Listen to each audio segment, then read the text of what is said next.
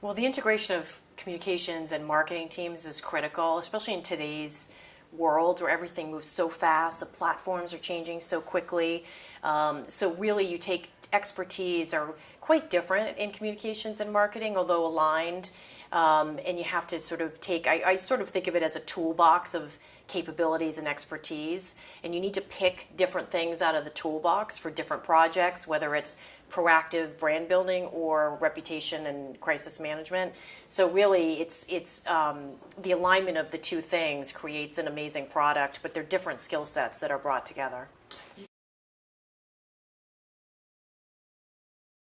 I mean, we're moving our offices, and we had a team of about 45 of of communications and marketing and brand folks actually design and create the office they wanted to work in. So rather than Linda who's the CMO, and I sort of sitting down and saying, here's what the office will be, we had the entire team created. And as part of that, they want to sit with each other, and they want to sit with folks that are not necessarily on their direct team.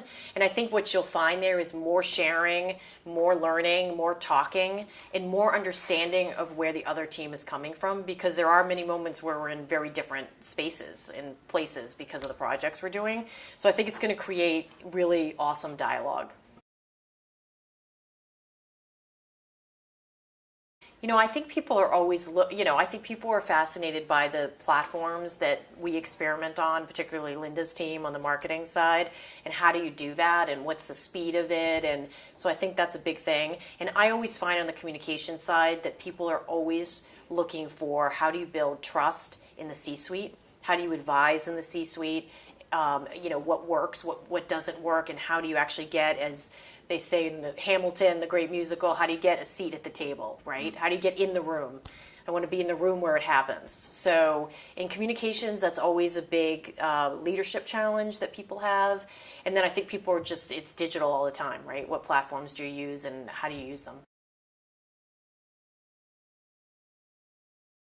I don't think there are shortcuts to getting in the room or getting a seat at the table. I think you have to build trust, and it's really kind of it's day by day, small project by small project. People tend to think, well, if I have a big flourish success project, then that means I'm going to get be in the room and get a seat. And I have found in my career that it's sort of grinding it out day by day and just really building trust on small things.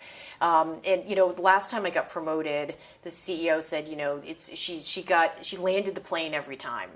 And that says a lot, right? It's every time you do something, you have to be able to land the plane. And another important aspect of it is having a leadership team that values communications. So my one piece of advice to someone is if you're going to a company where communications is not valued as a strategic function for the business and for the success of the business, then you should go to a different company, because it's not going to be a place where you'll be able to thrive.